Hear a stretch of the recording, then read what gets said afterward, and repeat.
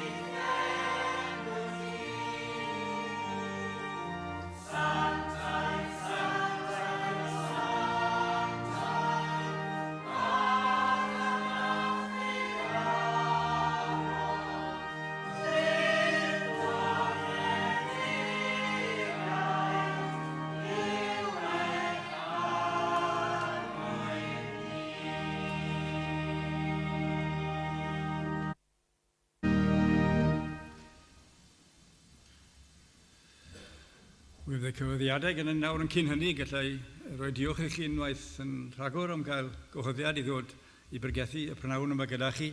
Dymuno moriant Duw ar y gair a'r cyfan oll yn cymdeithas ni gyda'n gilydd. Diolch i chi hefyd am y gofal arbennig, os bob tro fi'n dod yma, ni'n cael cinio arbennig gyda chi'n diolch yn fawr iawn. Mae'n un haws iawn i ni, achos ni'n dod o Abertawe a cinio a dod yma. So diolch yn fawr eto a diolch i chi i gyd. Cyhoeddiadau felly, mae croeso ar ôl y gwasanaeth i luniaeth ysgafn, ac wedyn y cyfarfod gweddi yn nos Iau Gorffennaf 18, Ac wedyn ni oedfa nesaf prawn Sul am hanner awr 3. A dyna'r cyhoeddiadau I gyd, ac wrth y casgliad gawn ni ganu gyda'n gilydd am un 22. Mi'n 22 wrth y casgliad. Yn awr mewn gorfoleddus gan dy'r chafaf glod i'm harglwydd glân, yn cydau saint, cydseinio wna, fy Iesu, a wnaeth pob peth yn dda. 22.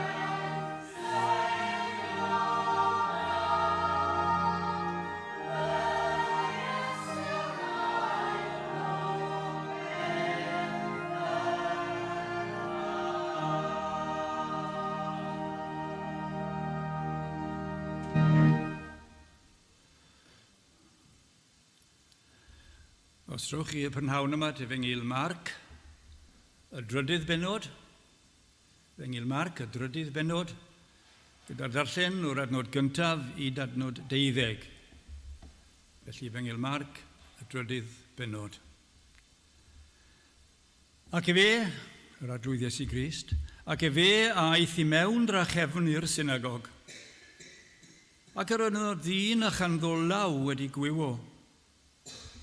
A hwy ei gwyliasant ef, a iachau fe ef ar y dydd Sabath, fel y cyhyddent ef. Ac y fe ddywedodd wrth y dyn yr oedd ganddo y llaw wedi gwywo, cyfod i'r canol.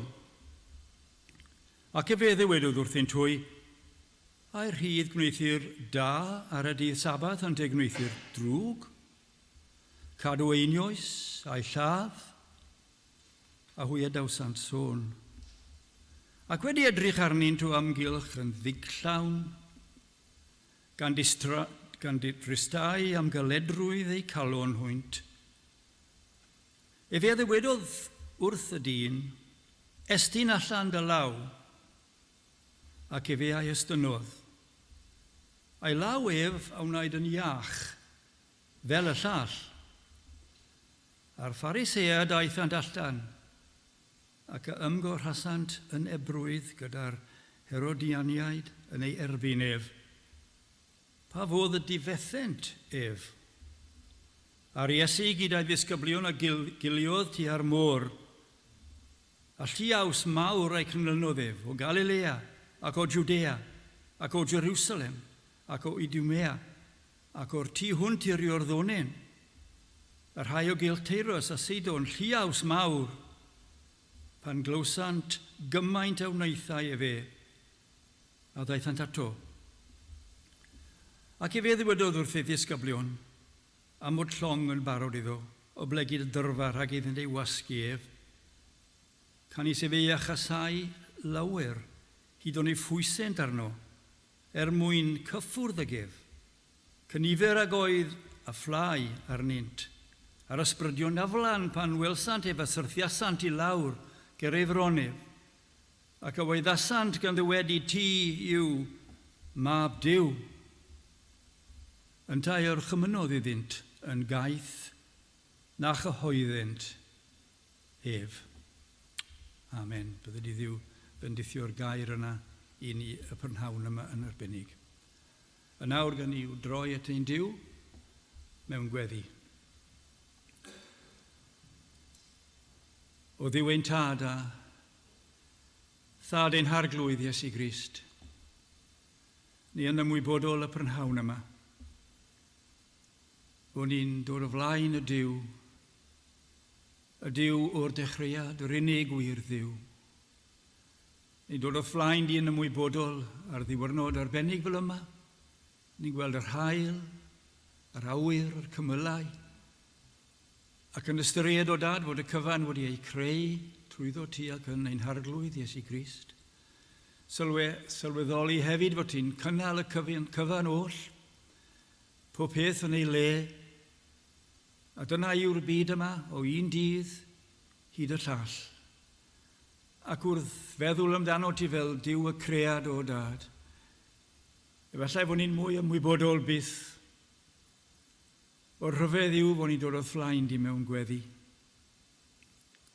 Ac ni'n sicr o hun peth heddi y prynhawn yma o dad. Ni'n sicr yn ein harglwydd Iesu Grist. Dyna'r unig ffordd y gallwn ddod at ati y prynhawn yma. Fentre ni ddim dod mewn unrhyw ffordd arall at fath Dduw. Ond ni'n diolch i ti o dad fod ni'n dyfod yn hyderus hyd yn oed. Ac yn sylweddoli o dad fod ni'n dyfod yn enw ac yn heiddiant Iesu Grist ein harglwydd.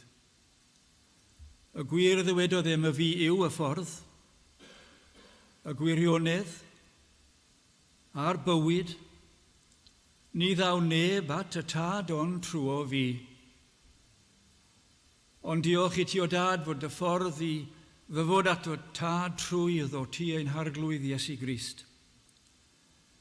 Ac ni'n sylweddoli ar y gwaith rhyfedd a wnaeth ein gwaredwr o dad, wedi cael ei anfon i ddod i'r byd yma. Y tad y mab yr ysbryd glân yn gytun yn y gwaith, hyd yn oed o dragwyddoldeb. Dyna'r drefn bod yn rhaid i'r arglwydd Iesu Grist i ddyfod i'r byd yma. Ddyfod i'r byd yma i achub dyn ôl rhyw. Ac ni'n diolch i ti o dad fod yn foddlon yn dyfod. Ac ni'n diolch i o dad am ei enedigaeth rhyfeddau.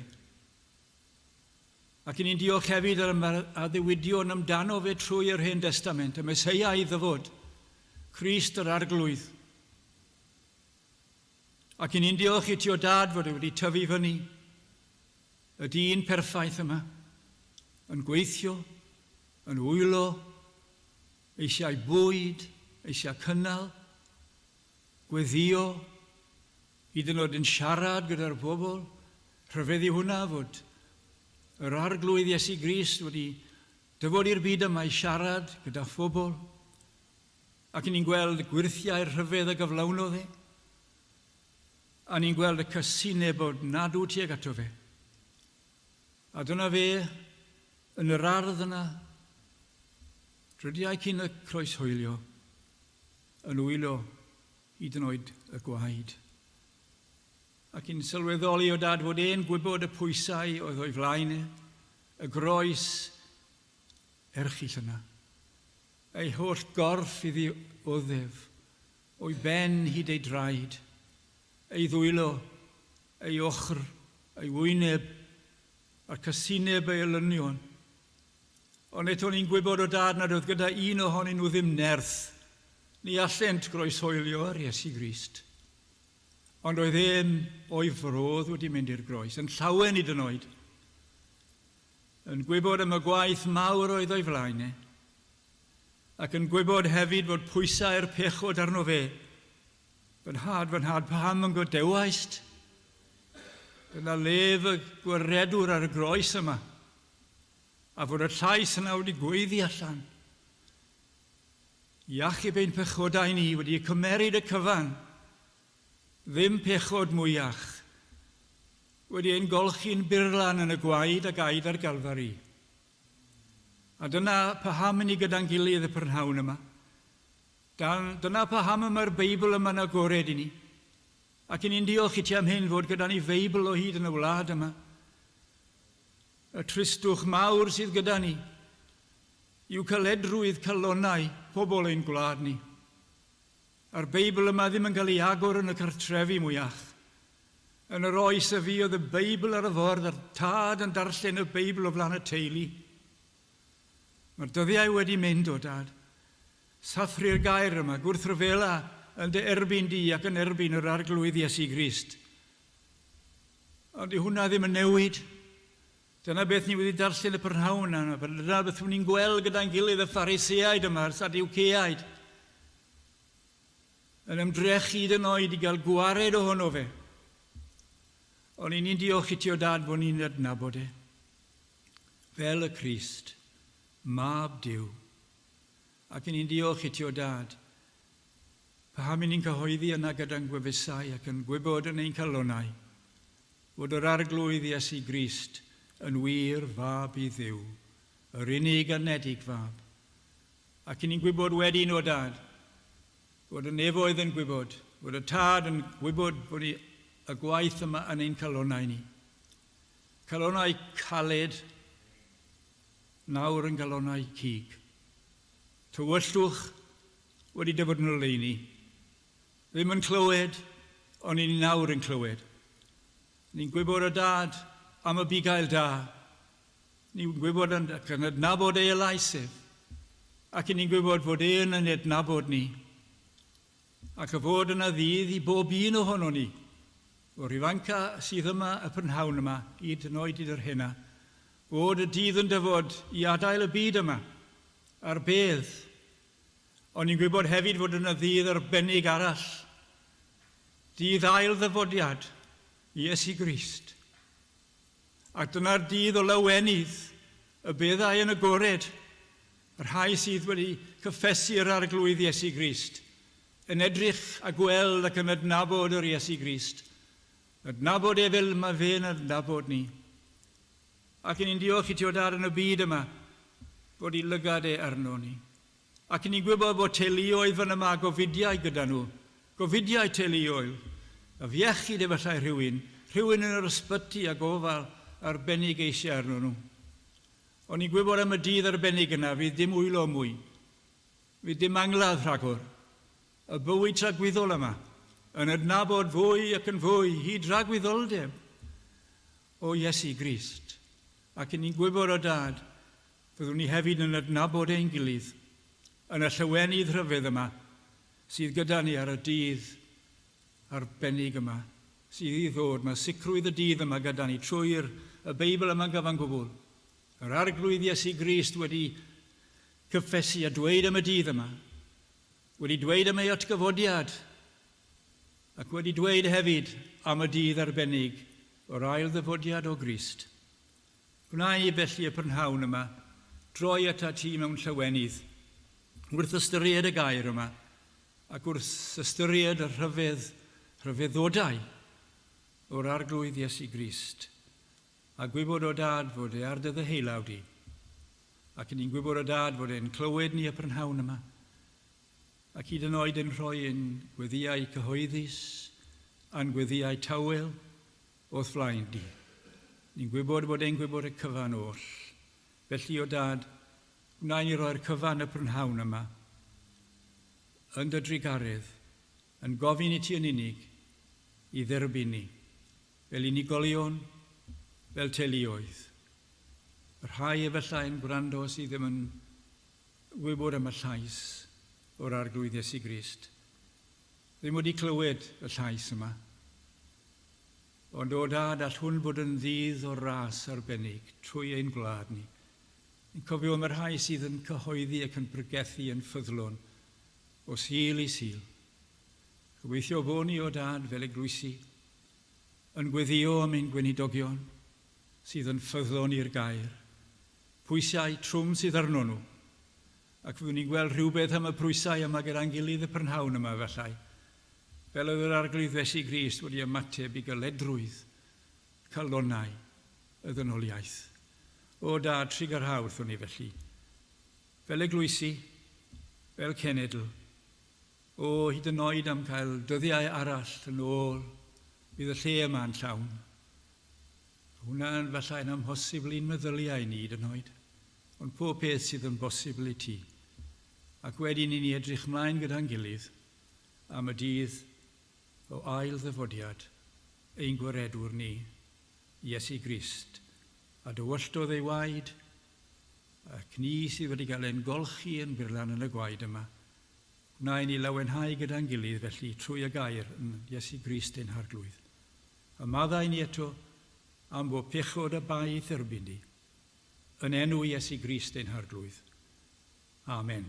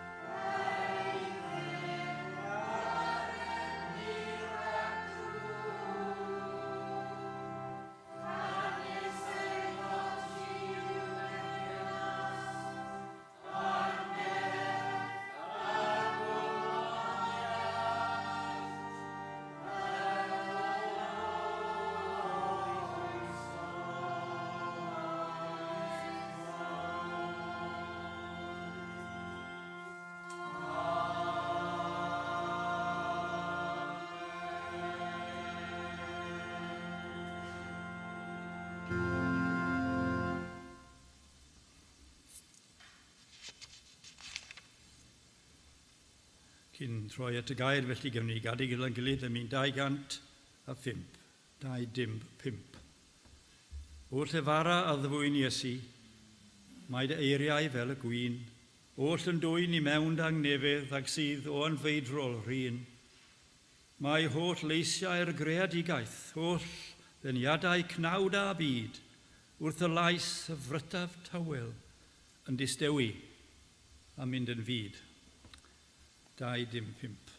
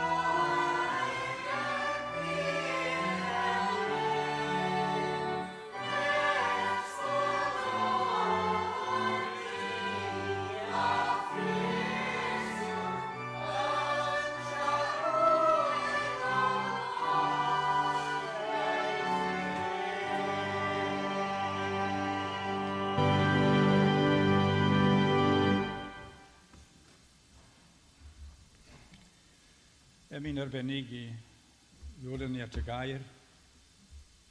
Ac I ni'n wedi sylwi a un llinell yn arbennig yn y pennill olaf.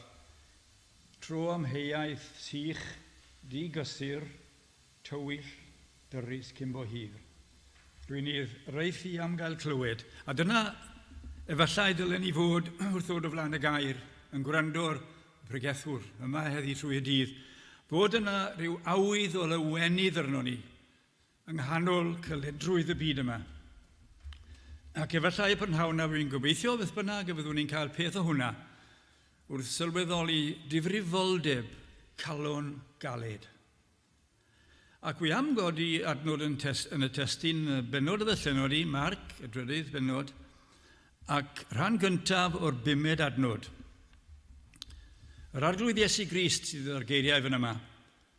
Ac wedi edrych arnynt o amgylch yn ddigllawn, gan dristau am galedrwydd ei calon hwynt. Ac wedi edrych arnynt o amgylch yn ddigllawn, gan dristau am galedrwydd ei calon hwynt. Yn Saesneg, and when he had looked round about them with anger, being grieved for the hardness of their heart. Geiriau rhyfedd yr arglwydd Iesu Grist. Mae'r wyrth yma, ni'n cael ei hefyd yn Mathew, yn y 12fed benod. Gofiwch chi hynna, allwch chi ddarllen y 12fed benod, eich hunan, ac hefyd yn Luc, y 6fed benod. Rwydd I gofio, Marc yn y 3, Mathew yn y 12fed, a Luc yn y 6fed. Adnod y testyn wrth gwrs ar o'n i'n dweud yn y fengil Marc. Ac ni'n cael rhywbeth arbennig fan yma, ar y dechrau y prynhawn yma, mae'n ymateb ni i'r gwirthiau yma yn dweud rhywbeth mawr amdano ni. Gan gofio hefyd fod yr arglwydd Iesu Grist, fel ni'n darllen yn Luc, eithwyr efe a wybu ei meddyliau hwynt. Mae'r arglwydd Iesu Grist yn y nefoedd nawr, a fe'n gwybod yn gywir ymateb ein meddyliau ni, y prynhawn yma. Y rhai sydd gyda'n gilydd y prynhawn yma, felly rhywun yn gwrando. Beth yw eich ymateb chi i'r gwirthiau? Mae hwn yn gwestiwn anfodol bwysig. Y prynhawn yma felly wy am gymeryd 3 penawd, y wyrth I hunan wrth gwrs, ac wy am edrych hefyd ar ymateb y Pharisëaid ar ôl y wyrth yma, ac wedi'n delio gyda'r adnod rhyfedd yna o dristwch yr arglwydd Iesu Grist. Nawr, y wyrth felly, fel o'n i'n dweud, mae disgrifiad yn y 2 efengil, ac mae'n bwysig I glymu y cwbl at ei gilydd. Ond hefyd mae cefndir y wyrth i'r wyrth yma yn helpu ni ddeall ymateb y Pharisëaid i'r wyrth. Nawr, oedd y Pharisëaid, a'r Sadwceaid hefyd, yn grwgnach ac yn chwilio cyfle I wrthwynebu Crist. Ac ni'n cael yr hanes cyn y wyrth yma yn y fengil Mathew ni'n darllen. Oedd y disgyblion ar y dydd a chwant bwyd arnyn nhw. A dyma ymateb y Pharisëaid, a hwy ddechrau asant yn ni tŵs a bwyta. A phan welodd y Pharisëaid hwy a ddywed asant wrtho, wele, y mae dy ddisgyblion yn gwneithio'r hyn I diw yn rhydd ei wneithir ar y sabath. Dyna'r cefndir sydd gyda ni felly, y Pharisëaid yma yn gwrthryfela yn erbyn y Crist cyn i'r wyrth I gael ei gyflawni. Hwn mae'r arglwydd Iesu Grist yn atgoffa nhw. A mynd ôl yn nhw i'r Hen Testament, a dyma'r adnod ac efe ddywedodd wrthynt. O'n I ddarllen aswch pa beth o wnaeth Dafydd, pan oedd chwant bwy arno ef a rhai oedd gydag ef, pa fodd yr aeth fe mewn I dydd Dduw ac y bwytaodd y bara gosod, ar hwn oedd rydd iddo ef ei fwyta, nac i'r rhai oedd gydag ef, ond yn unig i'r offeiriaid. Chi'n troi paratoi eich cysineb yn fy erbyn ni, dyna beth o fe'n gwybod amdano, Beth am Dafydd? Ac mae'r arglwydd Iesu Grist yn dweud rhywbeth rhyfedd yn yma. Canis arglwydd ar y Sabath hefyd yw mab y dyn. Pan mynd ni'n cwrdd fel yma ar y Sabath ar y Sul, yr arglwydd y Sabath yw mab y dyn. Mathew 12:8. Ac hefyd, yn Marc fan yma nôl yn yr ail bennod, adnod 27 a 28, y Sabath a wnaeth bwyd mwyn dyn, ac nid dyn mwyn y Sabath. Am hynny, y mae y dyn yn arglwydd hefyd ar y Sabath. I chi'n gweld pwy ond Duw sydd ar nerth i weinyddu dros rhai o fynion y Sabath. Gofynion y Sabath yn y gorchymyn, ond Duw, i chi'n gweld, sydd ar nerth i hepgor yw'r gair, dros rhai o fynion y Sabath, dim ni. Mae'r gyfraith yn wylo Crist, y de gorchymyn trwyddo ef, felly yn sefyll o hyd. Gofalwch y dydd. Gofalwch y Sabath. Dydd ein harglwydd yw y dydd yma. Cofia, y dydd Sabath yw sancteiddio ef. 6 diwrnod y gweithio ac y gwneud y holl waith. Ond y 7fed dydd yw Sabath arglwydd y Dduw. Naw na ynddo ddim gwaith. A rhywun wedi dweud hyn. Felly gan fod Crist yn arglwydd y Sabath, mae'n bwrpasol fod y dydd a'r holl waith ynddo yn cael ei gysegru iddo ef. Beth bynnag i ni'n gwneud ar y Sabath, mae'n rhaid iddo fe ei gysegru ef. Mae'n rhaid i ni fod yn ofalus a bob un ohono ni. Felly dyna'r cefndir yn fyr, ac wedi iddo adael o ddiono ei fe aeth i mewn i'r synogog. A nawr i ni'n dod at y wyrth yma, mae'n bwysig nawr i glymu dair efengil gyda'n gilydd. Ni'n darllen yn efengil Mathew ac gwelir o dydd a chanddo law wedi gwywo. Ac mae Luc yn dweud wrthon ni mae'r law dde o ddi. Y llaw dde yma'n ddi-ffrwyth, yn ddi-werth iddo fe. Nawr, mae ymateb y Pharisiaid yn dod yr un waith. Eto ni'n gweld yr un pwyslais sy gyda nhw. Yn Mathew, 12 bennod, a hwyaf yna sa'n dyddo gan ddywedidau rhydd iachau ar y Sabathau. Edrych ymlaen o'n nhw, fel sy'n nhw'n gwybod beth sy'n mynd i ddigwydd fan yma, ac maen nhw am i glymu e. Pa maen nhw wedi gofyn y fath gwestiwn? Mathew yn dweud thon ni, fel y gallent achwyn arno fe. Fel y gallent achwyn ar y Crist yma, cyn iddo fe gyflawni y wyrth. Ac maen nhw'n edrych arno fe, a'i llyged nhw gyd ar yr arglwydd Iesu Grist. Ni'n darllen yn Luc ar ysgrifenyddion, a'r Pharisiaid, a'i gwyliasant ef, a iachau efe ar y dydd Sabath, fel y caffent achwyn yn ei erbyn ef. Rhowch eich hunan yn y olygfa yma nawr, y dyn yma ar llaw ddiffrwydd, Crist yno, a'r Pharisiaid yn edrych ac yn syllu arno fe. Fel y gallen nhw gael rhywbeth i achwyn yn ei erbyn e. A'i gobaith mwyaf oedd iddo nhw oedd torri y Sabath. Ac mae'r arglwydd Iesu Grist yn gwybod eu calonau nhw. Dyma beth mae Mathew yn gyfleu i ni, ac fe ddewedodd wrthynt. Crist yn dweud wrth y bobl yma. Pa ddyn ohonoch fydd achanddo un ddafad ac o syrth ohono mewn pwll ar y dydd Sabath? Nid ymlefu yn ddiachodi allan? Naturiol. Pa faint gwell felly yw dyn na dafad? Felly rhydd yw gwneithir yn dda ar y Sabathau. Cadw einios a'i lladd.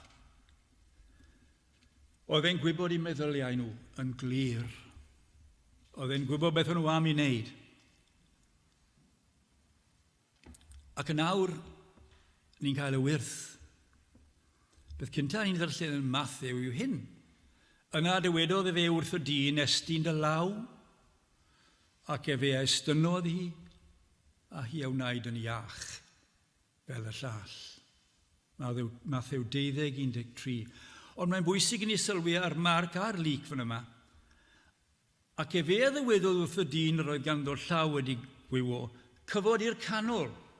Le bynnag oedd y dydd yma, mae'r arglwydd Iesu Grist yn dweud, dere i'r canol.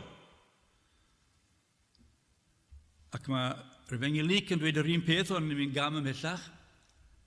Cyfod i fyny, a saf yn y canol. Nawr, meddyliwch chi am y dyn yma. Oedd e'n gwybod am y gwrthryfel a rhyfel y Pharisëaid a'r ddynion pwysig yma yn y synagog, oedd yna berygl iddo fe fan yma, perygl mawr. Yr arglwydd Iesu Grist wedi dweud wrtho fe, cyfod i fyny a saf yn y canol. Ac fe agododd i fyny. Ac a safodd. Rhyfedd. Mae'n amlwg bod rhyw ffydd arbennig gyda'r dyn yma. Oedd e wedi gweld ac yn cynabod rhywbeth yn y Crist yma, wedi I fyddhau iddo fe. Dod i'r canol yn y sefyllfa difrifol yma.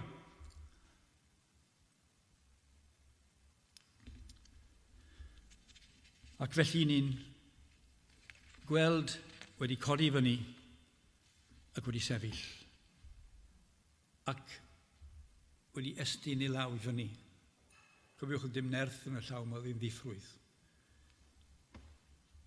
Wedi codi'r llaw yma I fyny yng nghanol yr holl elynion yma, a'r ffraich ddiffrwydd fel y llall. Dyna beth mae'r Efengyl yn dweud wrthon ni. Ddwy fraich nawr gydag e. Wedi cael llwyr iachad. Nawr,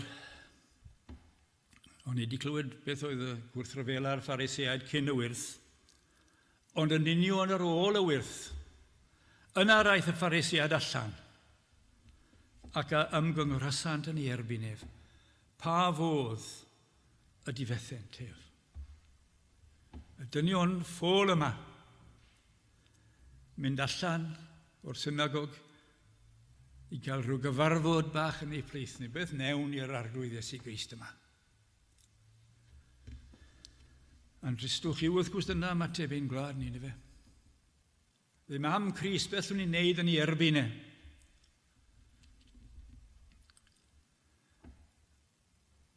A hwylanwyd o ynfydrwydd ac y ymddydd anasant yn aeth wrth y llall. Beth wnawn ni? Beth wnawn ti'r Iesu? Beth allwn ni'n neud ar dyn yma? Allan o glyw pob un. O'n i'n darllen am yr arglwydd Iesu Grist, a'r Iesu gan wybod. Does dim lle dirgel I guddio oddi wrth yr arglwydd Iesu Grist. Os I chi prynhawn yma'n gwrthod yr arglwydd Iesu Grist, a chi am gael gwared ohono fe, fel y Pharisëaid yma, mae'r arglwydd Iesu Grist yn gwybod amdano chi. Bob un ohono ni. A'r Iesu gan gwybod a giliodd y ddiwrno, ac ni'n clywed wrth gwrs am y torfeidd rhyfedd a dilynodd yr arglwydd Iesu Grist. Beth oedd gwreiddyn y casineb yn yr amser yma? A beth yw gwreiddyn casineb yn erbyn yr arglwydd Iesu Grist mewn unrhyw oes? Y wyrth, dyna'r casineb, ei waith yn rhagori. Na, y broblem sylfaenol yw ei ddiwinyddiaeth. Beth oedd e'n cyhoeddi amdano ei hunan. Hollol yn wrthgyferbyn a'i balchder a'i rhagrydd. Os oes rhywun yn dangos y casineb yma at yr arglwydd Iesu Grist, mae'n amlwg o falchder a rhagrydd. A wylanwyd o ynfydrwydd.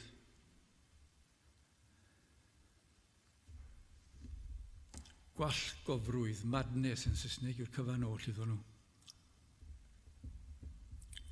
Ac yn ni'n gweld yn nes ymlaen wrth gwrs beth ddigwyddodd ar ôl y cyfan oll bethau yma. Ac hefyd yn ni'n gweld yn y Fengilig yng nghanol y gwrthryfela mawr yn ei erbyn beth wnaeth yr arglwydd Iesu Grist. A bu yn y dyddiau hynny fan hyn ohono efallan i'r mynydd i weddio a phyrhau ar hyd nos yn gweddio Duw. Lyc 6 benod 12 adnod. Ac yn awr ni'n dod at adeiriau'r testun. Tristwch Crist.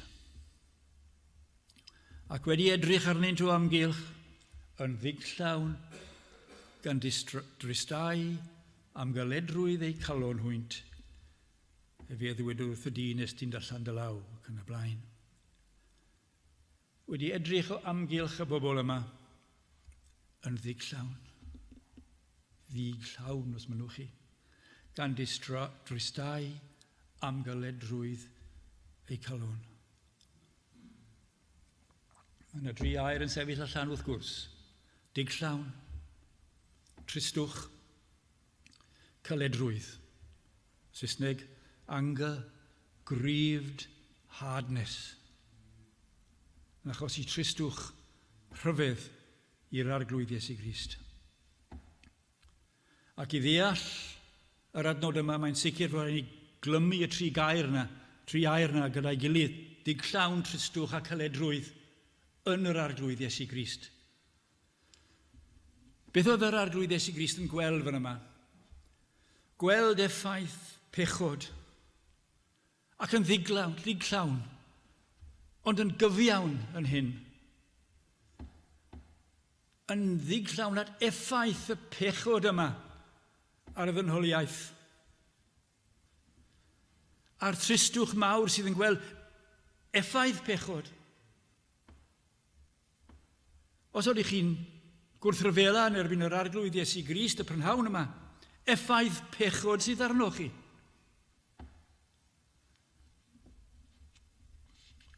Y person sydd yn benderfynol o wrthod Crist, hyd yn oed wrth weld y gwirthiau yma. Oedd e'n ddigllawn am ei rhagryth nhw, am ei hypocrisy nhw, am ei styfyngrwydd nhw, yn benderfynol o sefyll mewn hangrediniaeth yn erbyn yr arwyddion clir. Dyna yw pechod, i chi'n benderfynol i chi'n gweld. O sefyll yn erbyn yr holl arwyddion yma. Darllenwch y gwirthiau, un ar ôl y llall. Mae'r ymateb bron yr un peth ym mhob man. Gwrthod y gwirthiau yma. Ac mae'r genedl yma, y Cymru yn y genedl yma, wedi gwneud hyn. Wedi rhesymu'r gwirthiau yma fel oedd nhw'n cyfri dim.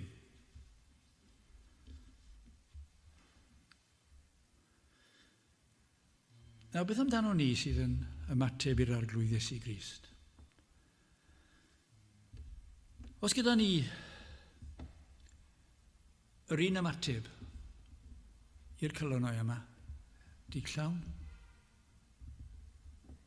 tristwch, am galedrwydd.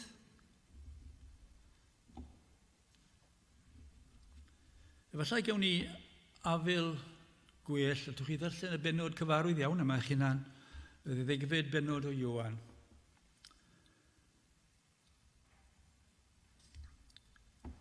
Ac yr oedd y gysig yr wyl yn Jerusalem yn un darllen, ar geiaf oedd hi, ac yr oedd yr Iesu yn rhodio yn y deml ym Mhorth Solomon.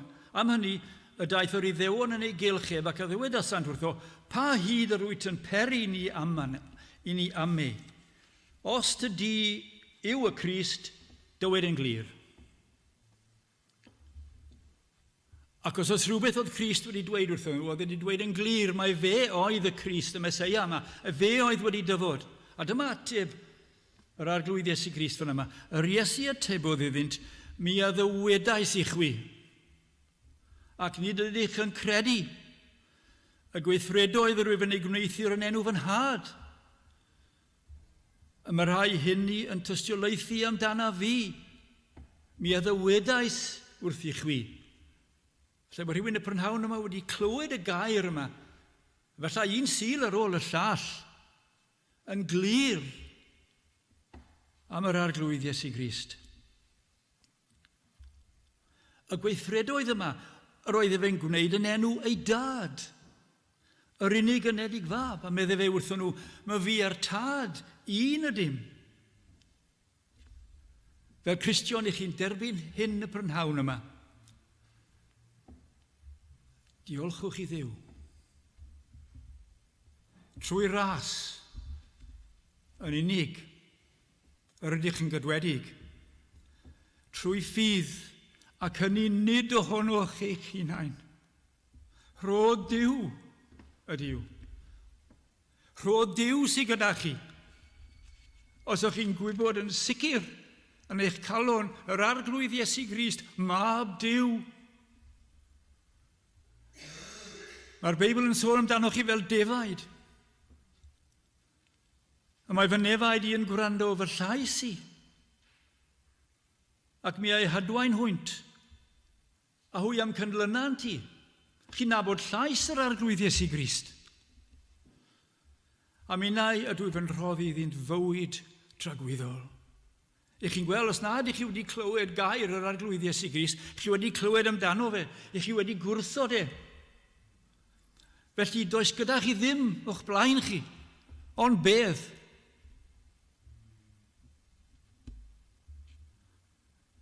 Ac wedyn, uffern. A mi na ydw i fy'n rhoddi iddynt fywyd tragwyddol, ac ni chyfargollant byth. Saesneg, they will never perish. Ac ni ddwg neb hwynt allan o'n llawi.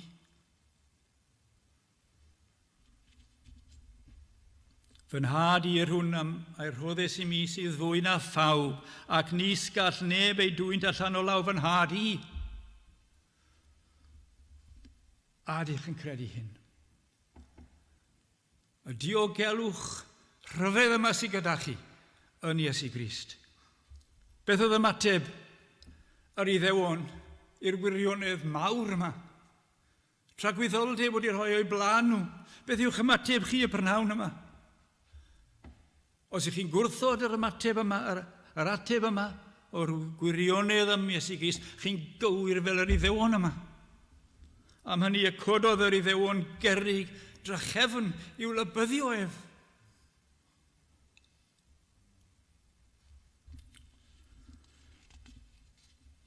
Ac Crist yma, mae rhyw gariad rhyfedd yn y Crist fan yma. Yr Iesu atebodd iddynt, llawer o weithredoedd da a ddangosais i chwi, oddi wrth fy nhad, am ba un o'r gweithredoedd hynny yr ydych yn fy llybyddio i. Paham i chi'n llybyddio yr arglwydd Iesu Grist? A dyma ateb yr Iddewon. Yr Iddewon atebasant iddo ganddiwedid, nid am weithred dda yr ydym yn dylybyddio ond am gabledd ac am dyfod di a thithau yn ddyn yn dewneithio'r dy hun yn dduw.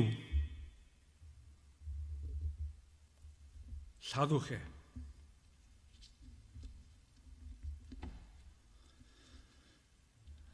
Beth yw'r effaith felly gyda ni fel Cristionogion y prynhawn yma? Ni mewn oes ddifrifol yn ein gwlad ni. Ac efallai oes ddim wedi bod yn debyg iddi yr oed yn y genedl yma. Mae rhyw galedrwydd rhyfedd yn y ddynoliaeth yma. Mi'n siŵr bod gyda chi ffrindiau a'r galon yma yn galed. Plant gyda chi. A calonau caled. Plant eich plant chi efallai. Ac mae'r oes yma yn wir gynddeiriog yn erbyn yr arglwydd Iesu Grist.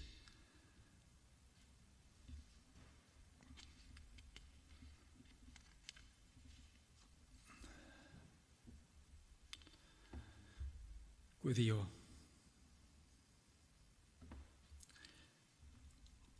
Chi'n gwybod, dyma'r unig beth sydd gyda ni yw gweddio.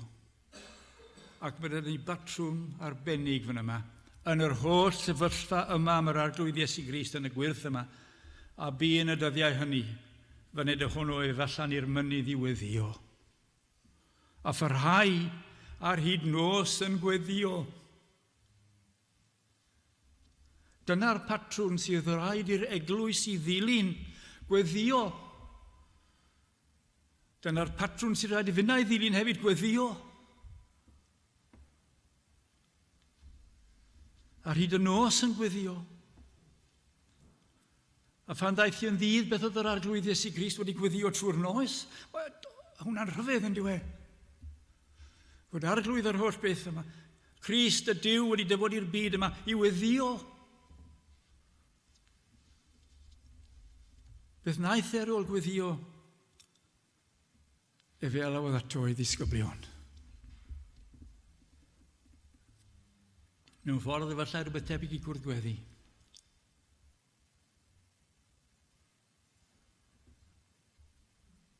Fach gwendidol chi wedi gweddio. Beth yw'n ymateb ni? Galw at ein gilydd i weddio.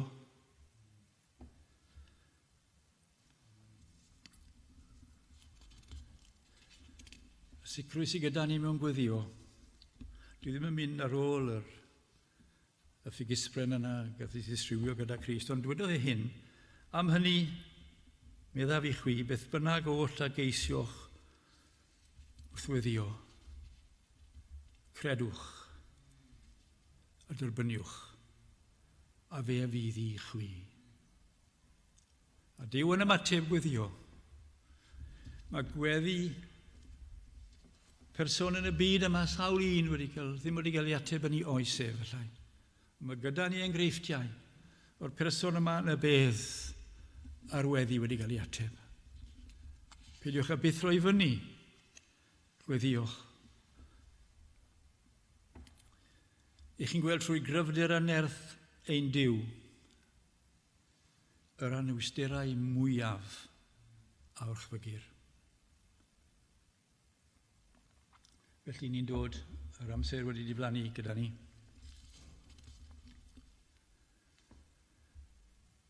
Ni am weddio felly. Am y ddeiant i'n pechodau'n hunain.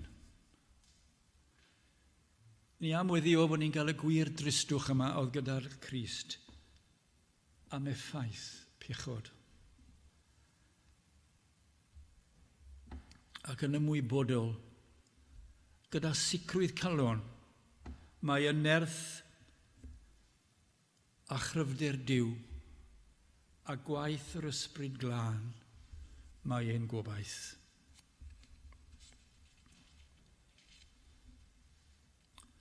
A dyma adnod sydd gyda ni yn Mathew eto, 12, benod 12 ac adnod 31, yn gyfarwydd iawn i chi. Yr adnod yw hyn, neb nid yw gyda mi sydd yn fy erbyn. Does dim lle canol gyda ni. Ni'n gyda'r arglwydd Iesu Grist neu ni ddim. A neb nid yw gyda mi sydd yn fy erbyn, a'r neb nid yw yn casglu gyda mi sydd yn gwasgaru. Am hynny y dywedaf wrth i chwi, pob pechod a chabledd a fyddeir i ddynion. Ond cabledd yn erbyn yr ysbryd glân. Pob pechod felly, a fyddeir, ond un. A pechod yma sydd yn sathru dran draed yr ysbryd glân. Y pechod yma sydd yn dirmygu enw Crist. Y pechod yma sydd yn gwrthod y ffordd sydd wedi'i drefnu gyda'r tad y mab a'r ysbryd glân. Yr ysbryd glân sydd yn agor y calonau yma.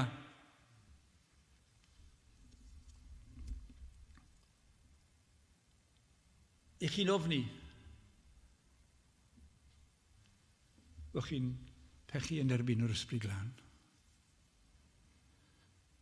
Un wedi dweud hyn, ar y llaw gwrandwch yn astyd ar hwn. Ar y llaw arall mae'n y reswm i gredu nad yw neb yn euog o'r pechod yma, sydd yn wir gredu fod Crist yn fab i Dduw. Os ych chi'n credu prynhawn yma, gyda'r sicrwydd, gyda'r holl ansicrwydd all fod yn eich galonnau i chi, os ydych chi'n credu fod Crist yn fab i Dduw, dych chi ddim yn pechu yn erbyn yr ysbryd glân. Fe sydd wedi cyhoeddi fe, fe sydd wedi rhoi fe yn eich calon chi. A'r rhai, wedodd y dyn arall, a'r rhai sydd yn ofni ei bod yn euog o'r pechod yma, chi'n yn ofni bod chi'n pechu yn erbyn yr ysbryd glân, a tebwch e'n onest yn eich calon. A'r rhai sydd yn ofni ei bod yn euog o'r pechod yma, yn rhoi arwydd da, nad ydynt wedi. Os ych chi'n ofni y pechod yma, mae'n arwydd nad ydych wedi torri'r pechod yma, wedi torri'r gwirionedd yma. Achos dyw'r byd ddim yn meddwl dim am yr ysbryd glân, dyn nhw ddim yn ofni bod nhw wedi pechu yn erbyn yr ysbryd glân.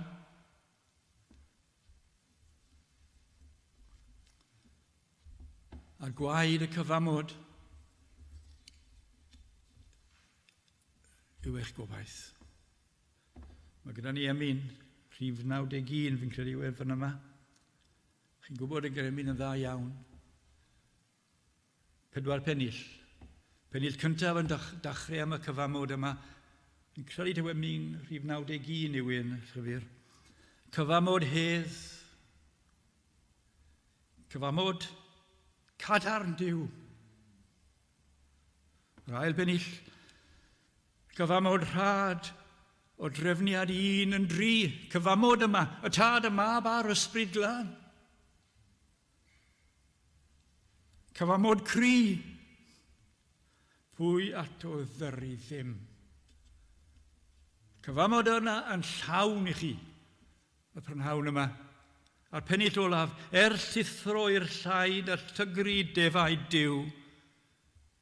Cyfamod sy'n i'w codi i fyny'n fyw, a golchi i gyd ei holl aflendid hwy, a'i dwy'n o'r bedd heb ddim amhiredd mwy.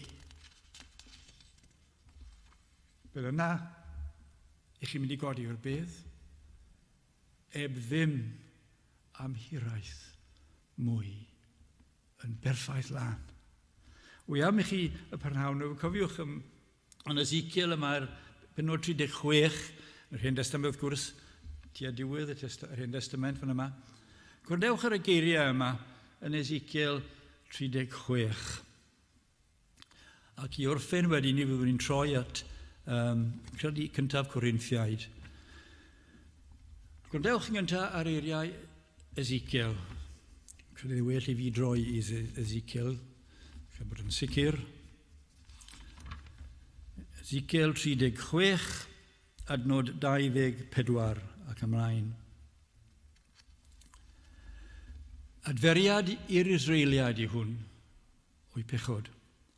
Canis miach cymeraf chwi o fisg y cenhedloedd, ac a'ch casglaf chwi o'r holl wledydd, ac a'ch dygaf i'ch tir eich hun. Ac a dynellaf arnoch ddwfwr glân, fel y byddwch lan. Oddi wrth eich holl fryntni, ac oddi wrth eich holl eilinod y glynhaf chwi. A gwrandewch, a roddaf i chwi galon newydd, ysbryd newydd, hefyd yr rhoddafwch mewn chwi, a thynaf y galon garreg o'ch cnawd chwi, ac mi arroddaf i chwi galon gig. Darllenwch hwnna heddiw os gewch chi amser rwle yn y dydd yma. Ezekiel 36, 24 i 26.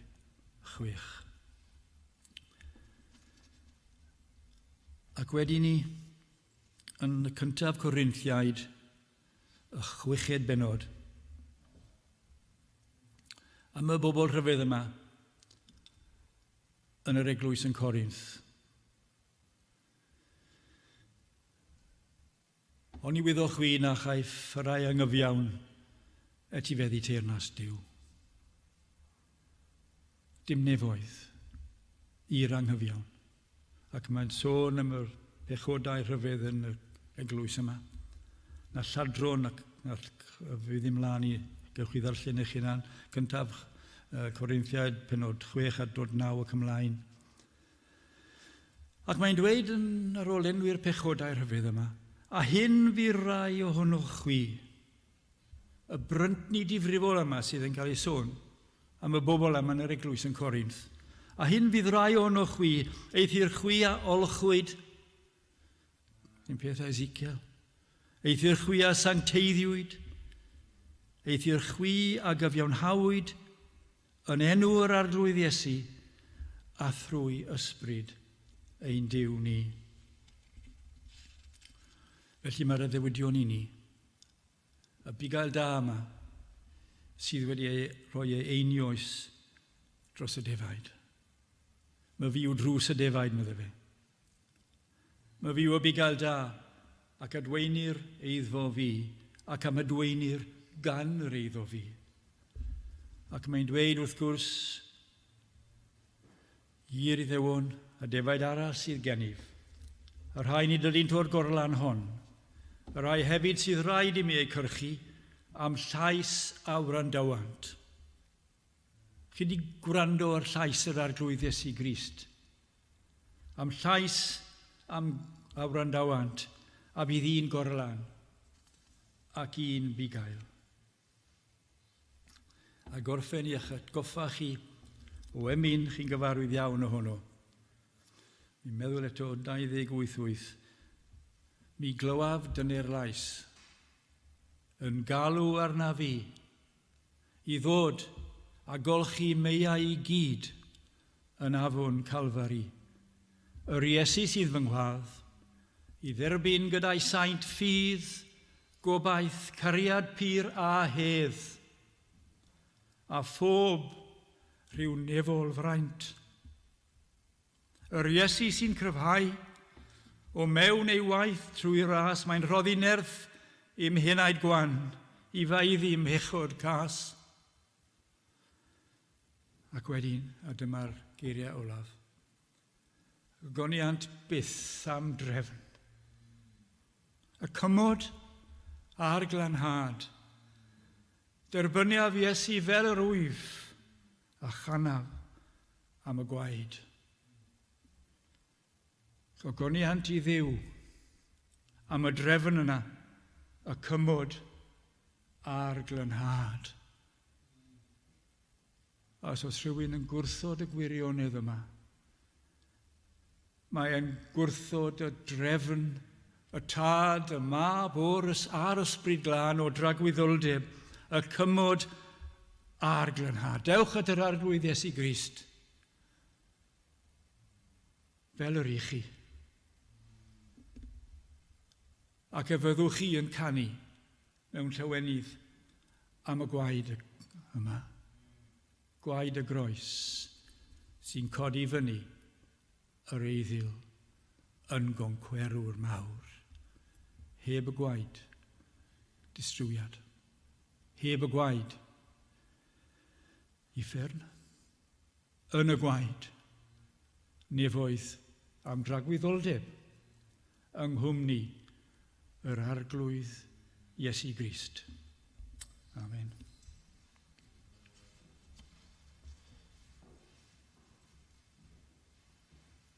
Ni'n canu i orffen 170. 170.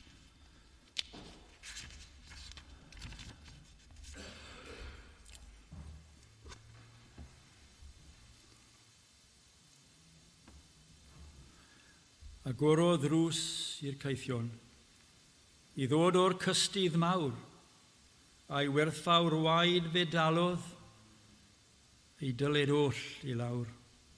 Nid oes dim damnedigaeth, uneb o'r diwiol had, a gwaredigion canant, am rinwedd mawr ei waed. Gawn ni ganu hon gyda'r llawenydd yma yng Nghrist 170.